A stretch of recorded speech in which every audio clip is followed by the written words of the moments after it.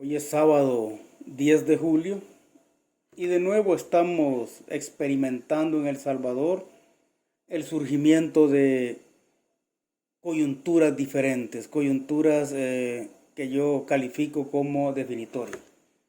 En estos últimos 2 años ciertamente hemos vivido coyunturas peligrosas. La pandemia con su cuarentena fue una de ellas. La guerra de posiciones que se mantuvo entre el órgano ejecutivo y el legislativo fue otra coyuntura peligrosa. Sin embargo, en este momento estamos entrando, creo yo, en una coyuntura crítica y predefinitoria. ¿Predefinitoria de qué? Del no retorno a la lógica política anterior, que podría decantarse también como la coyuntura predefinitoria de el triunfo de volver al pasado, ¿no? Y digo predefinitoria porque la coyuntura definitoria, si se salva bien esta que estamos inaugurando prácticamente, o que se ha inaugurado en El Salvador en estos días, si se logra saldar de buena manera esa coyuntura, la coyuntura definitoria sería la forma en cómo se enfrenta la corrupción por parte del gobierno de Nayib Bukele.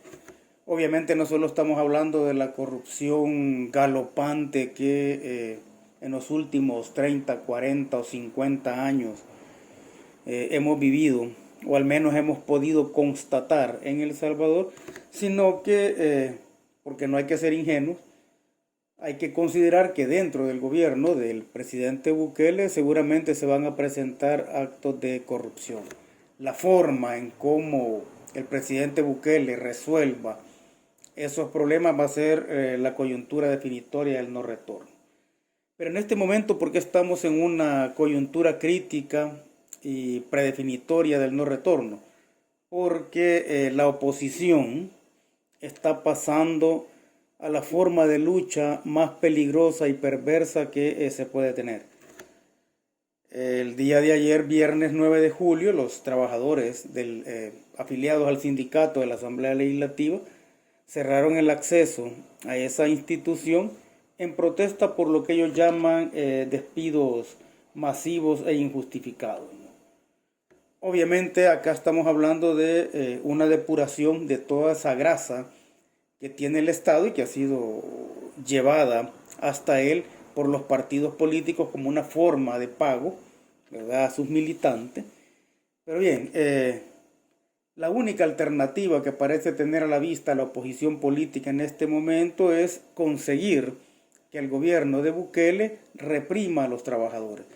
Entonces esa protesta, ese cierre del acceso a la institución precisamente estaba buscando, o va a ser una de las formas en cómo se va a buscar que se recurra a la represión. Porque al menos por los datos y por los hechos que nosotros tenemos, no vemos indicios al menos de que este va a ser un gobierno represivo, pero la oposición lo que está pretendiendo en este momento es obligar al gobierno a recurrir a la represión. Y obviamente no estamos hablando de la represión que muchos de nosotros vivimos en los años 70 y 80, ¿no? Pero cualquier acto, digamos, medianamente violento o pequeñamente violento inclusive que se ejecute en contra de personas que protestan va a ser una justificación para utilizar de nuevo la consigna o darle algún fundamento a la consigna de un gobierno represivo y dictatorial. Aquellas consignas que se han venido usando contra Bukele en los últimos 2 años de dictador, corrupto, autoritario, etcétera, podrían tener un fundamento si se logra provocar o se logra que la provocación que se va a enfrentar en estas próximas semanas, según el análisis que yo estoy haciendo, entonces se le daría fundamento a ese tipo de calificativos si se logra provocar a la policía y que ésta responda de forma represiva, ¿no? Hay que considerar que acciones de ese tipo como protestar de forma violenta, aunque obviamente estamos hablando de grupos muy pequeños, pero bien, protestar de forma violenta esperando ser reprimidos, esa es una trampa, ¿no? La provocación, esa es una trampa política que está usando la oposición. Obviamente si hubiera represiones masivas o selectivas en este momento, pues estaríamos obligados a denunciarla como tales, ¿no? Pero eso no es lo que logramos ver en este momento. Y acá hay que aclarar una cosa, ¿no? El análisis político no se hace sobre la base de conjeturas o presunciones, o no se hace sobre los deseos que se tenga desde una agenda partidaria. El análisis político se hace a partir de los hechos concretos que se van dando en el presente.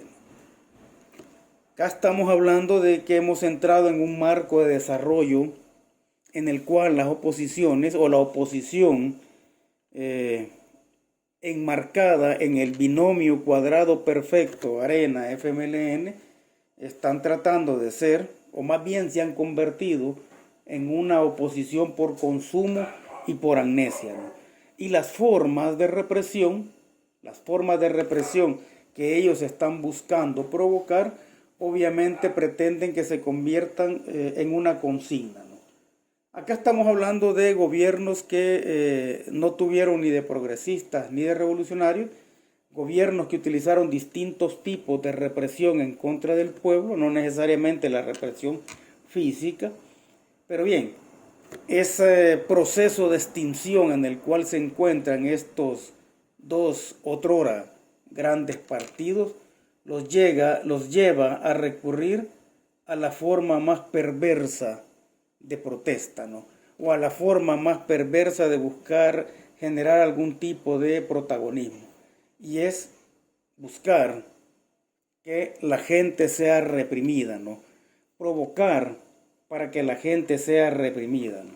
Y acá estaríamos hablando, si quisiéramos hablar de represión, en todo caso, estaríamos hablando de un tipo de represión que yo denomino como represión inadvertida. El hecho de mandar a un pequeño grupo de trabajadores de cualquier sector, ¿no? El hecho de mandarlos a protestar de forma violenta o a tratar de provocar ser reprimidos, esa es una forma de represión inadvertida que usan los partidos políticos de oposición. Porque lo que están haciendo en este caso es buscando que el pueblo sea reprimido. Escuchábamos en la protesta que se dio el día de ayer por parte del sindicato de la Asamblea Legislativa que se utilizaba las consignas que usamos en los años 70 y 80 que decían alto a la represión contra el pueblo, a más represión, más lucha. Obviamente en ese contexto de los 70 y 80 esas consignas tenían un asidero subjetivo y objetivo. En este momento son consignas que no solo están desfasadas, sino que están pretendiendo que precisamente se recurra a la represión para darle algún aire de respiro a la oposición política en El Salvador. O sea, esa represión inadvertida obviamente surge o es incitada por quienes manipulan a la gente para ir a provocar acciones de esta naturaleza, ¿no? Acá estamos hablando de oposiciones o partidos políticos opositores que al no contar con el liderazgo ni con hegemonía política, moral, ideológica y organizativa, únicamente se les ocurre, porque es un tipo de liderazgo estupidista, ¿no? Únicamente se les ocurre provocar una represión para justificar, ¿verdad?, su existencia como tales. Sin embargo, como digo, esta es una coyuntura crítica, una coyuntura predefinitoria. La oposición política triunfaría en esta forma de lucha que ha buscado únicamente si logra que haya algún tipo de represión en contra de las distintas protestas que seguramente se van a presentar, ¿no? La única alternativa que tiene en este momento el gobierno del presidente Nayib Bukele es hacer uso de la paciencia, ¿no? Hacer uso de la tolerancia. obviamente unos partidos políticos con una base tan deteriorada y que cada vez es menor, obviamente lo único que tiene que hacer es el gobierno de Bukele utilizar la paciencia, ¿verdad? No dejarse provocar, y en este caso nosotros estamos obligados a hacer un análisis que permita descubrir cuál es toda la trama perversa y oscura que hay detrás de ese tipo de protestas. Obviamente no estamos frente a un gobierno que por el momento haya usado la represión como un mecanismo hegemónico. Estamos frente a un gobierno que está impulsando una serie de medidas que nosotros esperábamos se impulsaran antes. Ahora, eso obviamente no garantiza que va a continuar de esa forma, pero los datos concretos que tenemos en este momento nos indican que estamos frente a un gobierno que pretende remozar y reivindicar lo público, ¿no? Estamos frente a un gobierno que está impulsando una serie de medidas que todos esperábamos se impulsaran anteriormente. Obviamente, como digo, sería ingenuo pensar que no hay actos de corrupción al interior del gobierno, pero esa va a ser la coyuntura definitoria para el no retorno a la lógica política que veníamos teniendo en los últimos 30 años, ¿no? Unos 30 años en los cuales literalmente los salvadoreños, sin saberlo, estuvimos comiendo lo que el coronel, que no tenía quien le escriba, comió durante sus 75 años de vida, ¿no? Quienes han leído la obra saben a lo que me refiero, ¿no? Pues bien, estamos en un momento crítico, predefinitorio. Hay que usar la paciencia. La impaciencia no es un argumento ni político, ni teórico, ni electoral. Y lo que hay que garantizar es que la política social, como una política de sensibilidades, logre traducirse posteriormente en un proceso de mayor organización del pueblo. Porque solo ese proceso de organización nos puede garantizar la construcción de una cultura política democrática distinta, o una cultura política democrática más diáfana, que permita que el mejor mecanismo de control de la corrupción y de los abusos sea precisamente el pueblo en tanto elector.